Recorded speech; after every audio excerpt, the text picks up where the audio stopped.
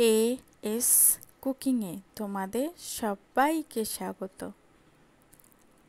অনেক রকম আলুর দম তো বানিয়ে খেয়েছো তোমরা, এবার সম্পূর্ণ নিরামিষ আলুর দম এইভাবে বানিয়ে দেখো যে কি ভালো খেতে লাগে। ভাত, রুটি, লুচি, পোলাও, ফ্রাইড রাইসের সাথে। তার জন্য আলু সিদ্ধ করে নিয়েছি লবণ দিয়ে। এইবার কড়াইতে পরিমাণ মতো তেল চাপিয়ে দারচিনি আর জয়িত্রী ফুল ফোড়ন দিলাম, অল্প চিনি ফোড়ন দিলাম, একটা টমেটো কুচি দিলাম, হাফ চামচের একটু বেশি আদা দিলাম, তাতে লবণ দিলাম আর হলুদ দিলাম। এই হলুদটা দিলে আদা আর ছিটকে যায় না। এবার দিয়ে অল্প অল্প জল দিয়ে এটাকে কষিয়ে নিলাম। কষাতে কষাতে এই জল দেওয়ার ফলে টমেটোটা পুরোপুরি সিদ্ধ হয়ে গলে যাবে।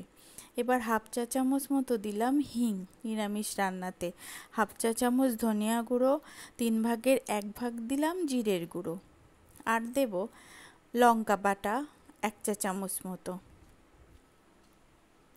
আর দেব কাশ্মীরি লাল লঙ্কার গুঁড়ো হাফ চা চামচ মতো। সব কিছু দিয়ে সুন্দর করে মশলাটাকে কষিয়ে নিলাম। কষিয়ে নিয়ে সেই সিদ্ধ করে রাখা আলুটা দিয়ে দিলাম।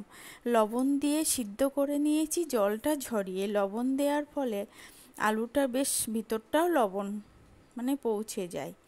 এবার মশলার সাথে অল্প জল দিয়ে সুন্দর করে কষিয়ে নিলাম। দেখো কষানোটা এইভাবে, যারা ঝোল খেতে চাও না তারা এইভাবে শুকনো আলুর কষাও খেতে পারো। আমার একটু ঝোল ঝোল ভালো লাগে, ওই জন্য ঝোল মতো গ্রেভি মতন বানিয়েছি।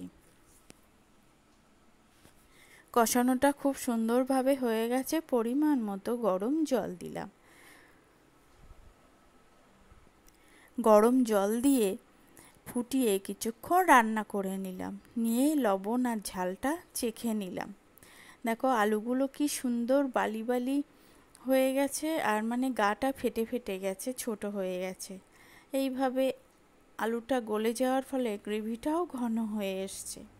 এবার ঠিকমতো লবণ ঝাল চেখে নিয়ে দিলাম ঘি, 2 চামচ মতো ঘি দিলাম।